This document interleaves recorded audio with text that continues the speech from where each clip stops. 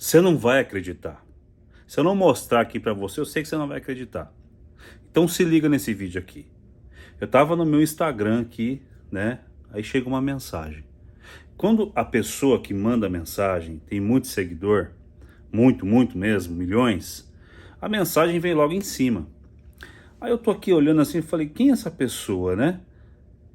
Andressa Urach, a irmã Andressa. Lembra da irmã Andressa? Falei, rapaz, a irmã Andressa, meu.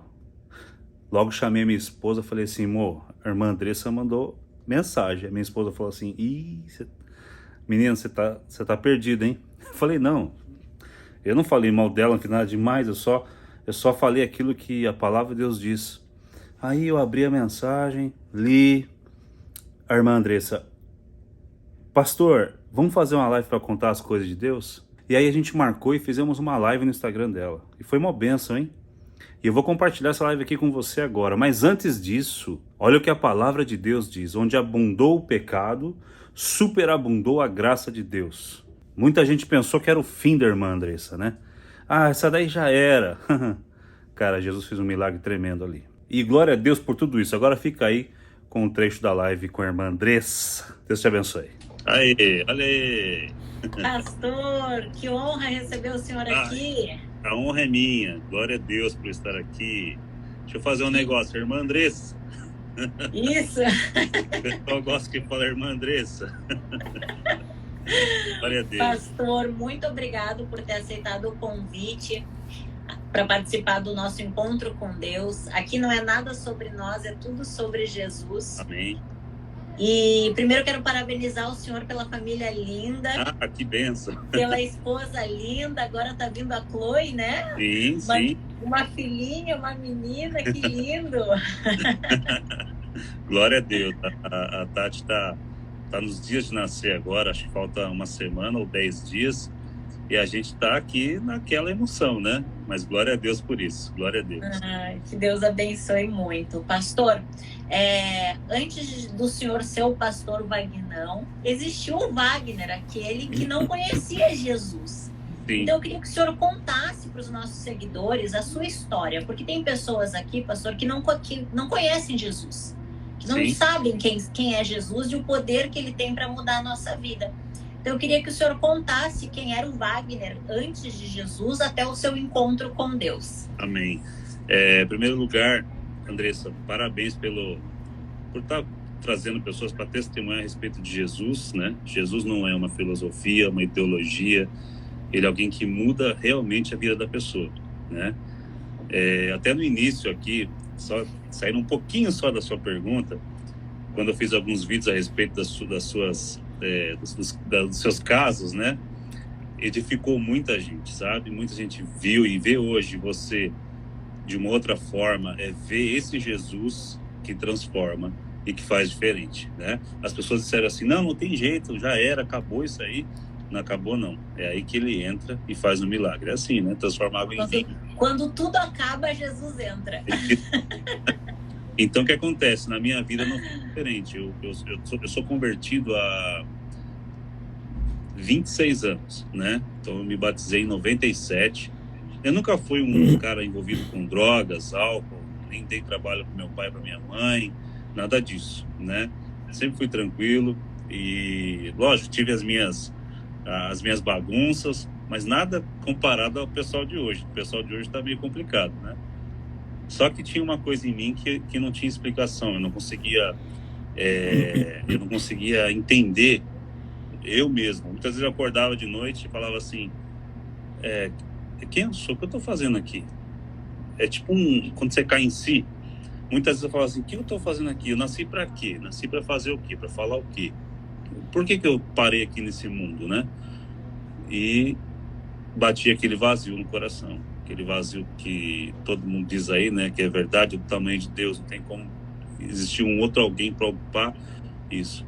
Então, naquele tempo, quando eu comecei a ir para a igreja a convite de uns amigos, chegando na igreja eu comecei a sentir coisas que eu não sentia em outros lugares, né? Então, quando eu me converti mesmo, eu entrei na igreja porque eu vi o meu irmão, Miro Malaguês, eu vi ele diferente, porque ele foi primeiro da família. E ele não sorria, ele não falava com a gente, ele era bem, bem quietão, meu irmão. E de repente ele chegou em casa dando risada, e eu comecei a ver um comportamento diferente nele. Eu falei, tem uma coisa com esse cara aí. O que tá acontecendo com esse cara? Né? E a irmãzinha da mesma igreja que ele estava, passava na rua, a irmã Florisa me chamava para a igreja, e eu me escondia dela. A história toda, né? Até que um dia não teve jeito, eu fui, e quando eu entrei na igreja, quando eu entendi, acabou tudo. Eu comecei a chorar naquele dia. Eu não conseguia levantar a cabeça de vergonha, porque eu pensei que estava todo mundo me olhando, não conseguia falar nada. Eu só vi e senti os meus pecados passando na minha mente. E era o Espírito Santo falando assim, olha quem é você é isso. E aquilo foi um momento tão grandioso, assim, que me marcou tanto que no dia que eu estava na igreja, tinha um rapaz na porta da igreja, momentos antes de eu começar a chorar, ele falou assim, ele era um conhecido da minha rua, né? Falei pra ele assim, ó, ô Rubinho, vem cá, eu não sei o que tá acontecendo comigo, cara, mas tá um negócio aqui na garganta ruim, uma vontade de chorar. Ele falou assim, usado por Deus, né? Isso é a mão de Deus tocando em você, cara. Quando ele falou isso, Andressa, aí desabei mesmo. Aí eu fiquei, nossa, até me estranhei na época. E quando eu cheguei em casa, depois disso, eu cheguei meio chorando assim, né? Aí meu pai, gaúcho, a minha mãe também é gaúcha, né? A gente é de família gaúcha. Meu pai, o que foi, rapaz? Tá chorando aí? Falei, pai, é que eu aceitei Jesus. Ah, rapaz, vira homem. Aí meu pai me deu uma bronca, né? Não quero saber disso não sei o quê. Eu falei, pai, você não tá entendendo. E aí passou aquele tempo e aí começou os processos de Deus. Né? Porque a gente chega ao Senhor e aí começa o processo de limpeza, de transformação, né? E aí a coisa começa a andar, né? Então o início foi assim. O senhor lembra do dia que o senhor decidiu batizar nas águas? Lembro, sim. Como é que foi essa decisão, assim? Foi em seguida. Eu sou meio miojo, assim, sabe? Deus me cozinha por 3 minutos, eu já tô pronto.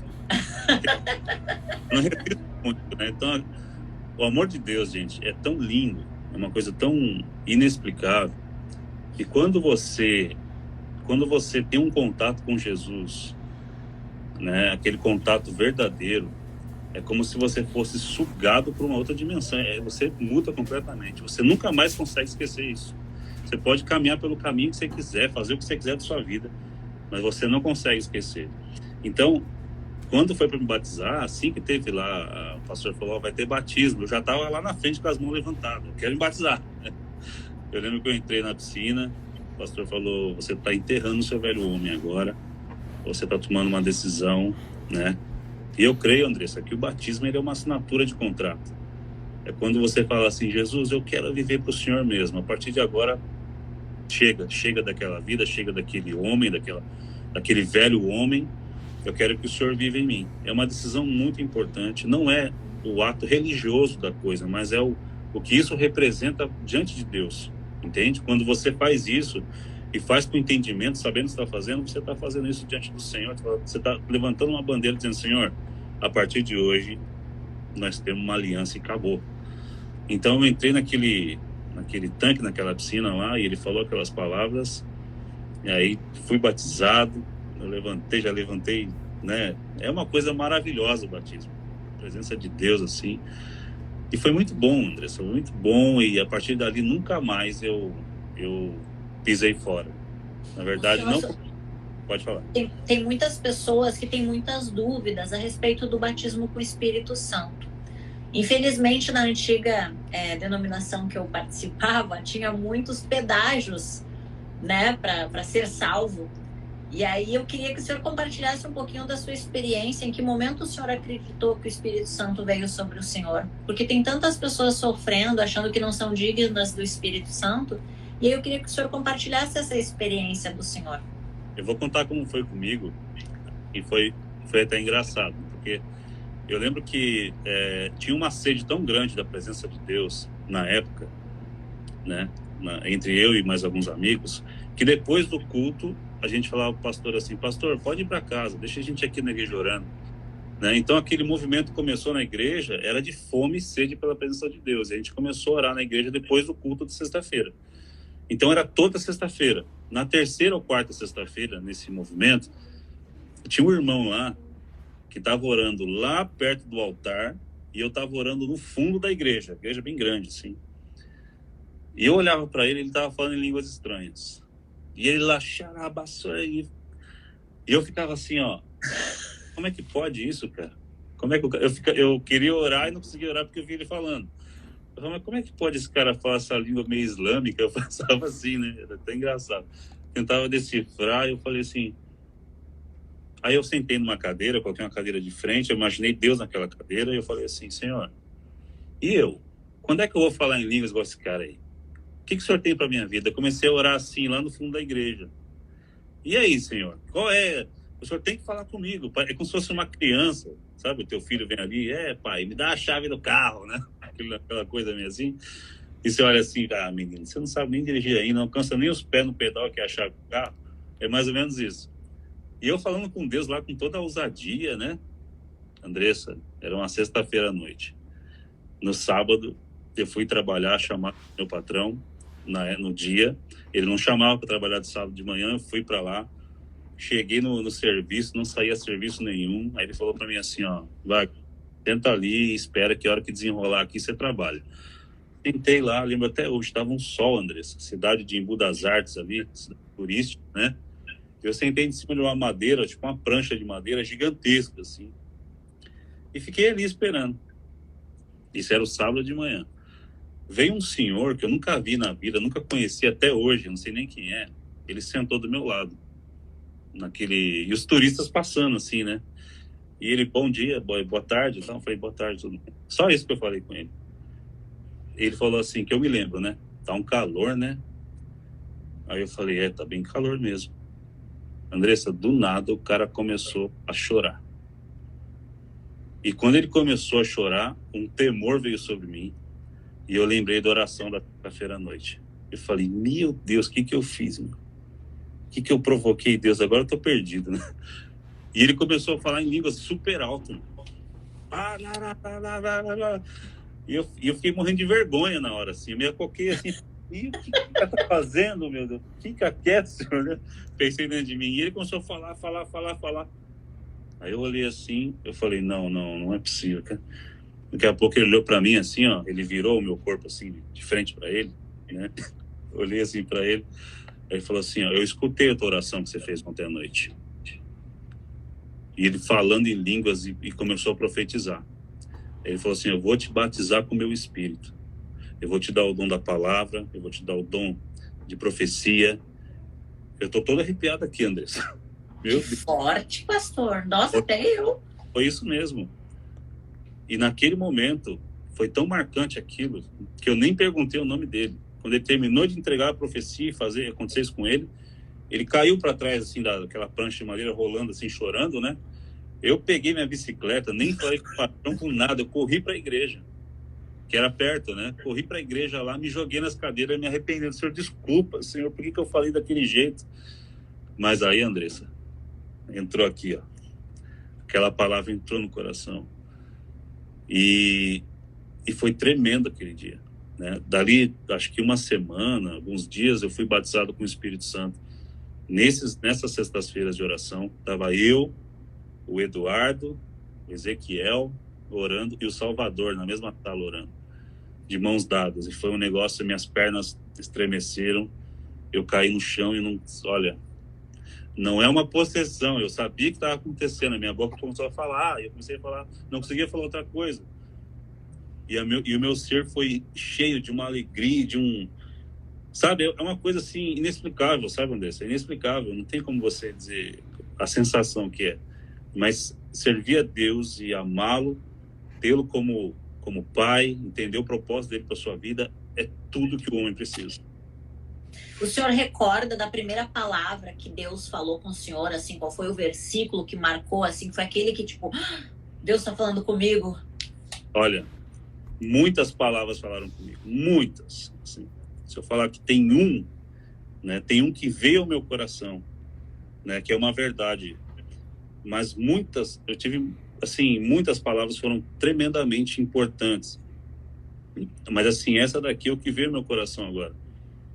É João 1, versículo 12, que diz assim: mas a todos quantos o receberam, deu-lhes o direito de se tornarem filhos de Deus.